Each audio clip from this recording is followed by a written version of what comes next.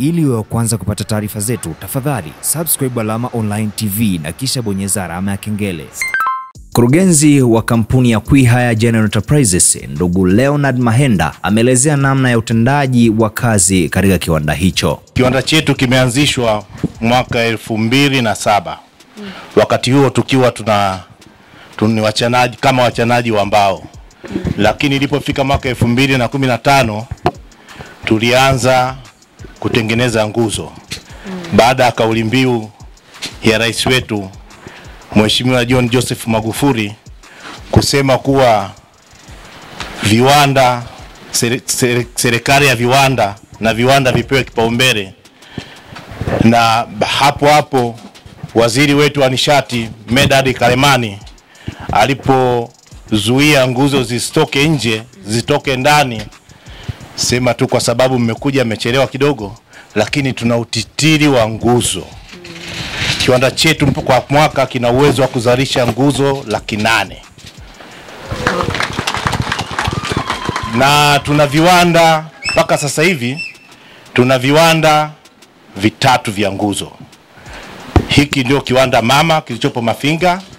Tuna kiwanda kingine kiko Kasulu Kigoma na kingine kiko Njombe, na hapo tuna kiwanda ambacho tunategemea kukifungua mwezi wa 8 Mungu akipenda, ambacho kiko Kibaha, kiwanda cha kutengeneza dawa ambazo ni za kutiti nguzo.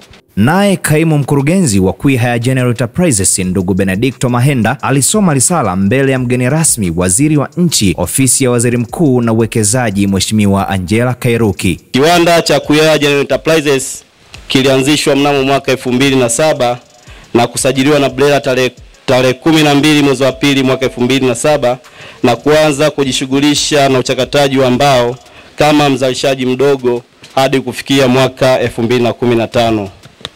Mnamo mwaka 2016 tuliona fursa ya kuzalisha nguzo za umeme na kuanza rasmi uzalishaji wa nguzo za umeme tukiwa na mtambo wenye uwezo wa kuzalisha nguzo 100 kwa siku. Mheshimiwa Waziri, ili kuendelea kuongeza thamani katika mazao ya misitu, kampuni inatarajia kuanzisha kiwanda kingine cha kutengeneza MDF, yani medium density fibroid, kitakachozalisha cubic mita 50,000 hadi cubic mita 100,000 za MDF kwa mwaka. Kiwanda ambacho kitagharimu takriban shilingi bilioni 50 za Kitanzania. Kiwanda hiki cha MDF kitasaidia sana kuongeza thamani ya mti, kwani mabaki yote ambayo yanabaki katika mti yatatumika kutengeneza MDF na kufanya mti utumike kwa 100%. Pia kiwanda hiki kitaongeza ajira kwa wananchi na mapato kwa serikali. Aidha, mbunge wa Mafinga mjini, Mheshimiwa Kosato Chumi, amemshukuru Mheshimiwa Kairuki kwa ziara aliyoweza kuifanya mkoani Iringa na kusisitiza juu ya umuhimu wa uwekezaji hasa katika nishati ya umeme. Kwa kwanza tufikishie salamu kwa Mheshimiwa Rais kwa maamuzi yake madhubuti ya kuamua kwamba katika masuala mazima ya umeme vitendea kazi kama hivi nguzo vitoke hapa ndani, kama mwenyewe ambavyo wanasema tumepigwa sana. Kweli tulikuwa tunapigwa sana, kwa sababu Mheshimiwa Waziri, kama sio uwekezaji huu, hawa ndugu zangu wote hapa, achilia kodi za serikali, ina maana wangekuwa wapi? Wangekuwa vijiweni. Kwa hiyo ni jambo la kujivunia. Tufikishie salamu kwa Mheshimiwa Rais kwamba sisi kazi yetu ni kumuombea.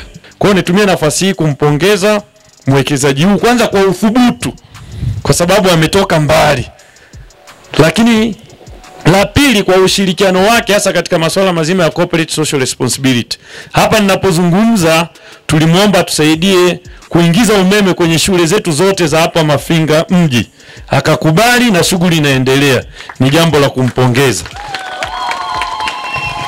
Lakini la pili, kweli kabisa Mheshimiwa Waziri, inawezekana alihusiki na wewe moja kwa moja, lakini kwa sababu unaingia kwenye kabineti, lakini pia uwekezaji kama tulivyosema bila nishati hauwezi kuwa na tija, lakini pia uwekezaji bila miundombinu ya barabara pia hauwezi kuwa na tija. Na ndio maana sisi watu wa Mufindi tumekuwa tukilia kuhusu barabara ya kwenda Mgororo mpaka Nyororo. Tunasema hivi kwa nini Mheshimiwa Waziri? Wakati wa mvua ukipita hiyo barabara unaweza kuta semi trailer 5, 6, 7 zimepaki wiki nzima haziwezi kumove. Manake ni kwamba una slow down pace ya ukuaji wa nini? Wa uchumi. Na sisi tunapojenga hii hoja hatujengi kwamba ili tupite kwenye lami, hapana, tunajenga hoja ili kusudi mizigo isafiri kwa haraka, lakini pia mizigo itakaposafiri kwa haraka, maana kuna watu watajaza mafuta, serikali itapata fuel levy, lakini uchumi tutaukuza kwa speed. Pia naye waziri wa nchi ofisi ya waziri mkuu na uwekezaji Mheshimiwa Angela Kairuki ametoa pongezi katika kiwanda hicho na kuwatia nguvu zaidi ya utendaji kazi. Mimi leo nitaomba niwapongeze, na Mheshimiwa mbunge nashukuru amewapongeza kwa kazi nzuri ambayo mmeifanya mpaka hivi sasa. Kwa niaba ya serikali na kwa niaba yangu binafsi, kwanza nawapongeza kwa kuitikia ujenzi wa uchumi wa viwanda. Ninawapongeza kwa sababu mlianza na uzalishaji wa nguzo 100 kwa siku, lakini sasa hivi mmeweza kufikia uwezo wa juu wa nguzo zaidi ya 800,000. Hongereni sana. Ninawashukuru na tunathamini sana uwekezaji wenu mliofanya mpaka hivi sasa wa zaidi ya shilingi bilioni 15.1. Sio kiwango kidogo. Kwihaya oye. Uwekezaji oye. Na nawashukuru pia kwa niaba ya serikali tena na kwa niaba ya ofisi ya waziri mkuu kwa jinsi ya mvotoa ajira zaidi ya 350 za moja kwa moja. Nawapongeza kwa mipango yenu ya baadaye.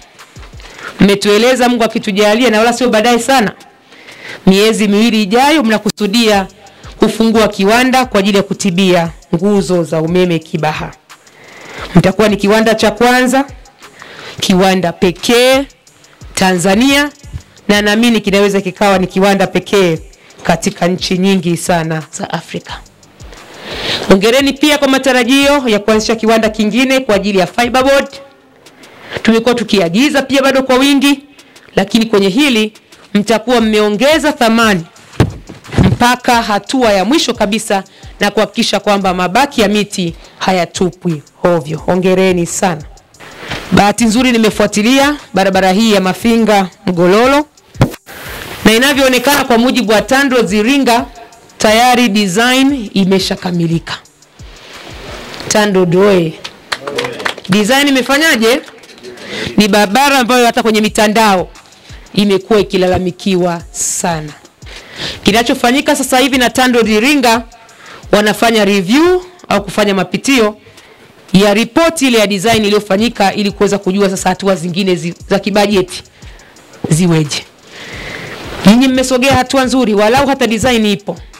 Kwa ni rahisi sisi kwetu kuichukua na kuweza kuisemea vizuri zaidi ili itakapokamilika review basi budget iweze kutengwa. Mmelalamikia changamoto ya mtaji, na nikawa najaribu pia kucheki kama benki ya kilimo wanaweza wakasaidiaje, na hasa ukizingatia haya ni mazao ya misitu pia. Wanachokifanya pia na wao hivi sasa wanashirikiana na taasisi ya Dalberg, wanafanya study ili kuweza kuona ni kwa namna gani wanaweza pia kuingia katika sekta hii ndogo ya misitu au ya mazao ya misitu. Lakini kama ambavyo Mheshimiwa mbunge ametoa rai kwetu, tutaangalia pia na benki nyingine kuweza kuona ni kwa namna gani wanaweza pia kushirikiana nanyi hasa wawekezaji wetu katika sekta hii ndogo ili kuweza kuwapatia mtaji.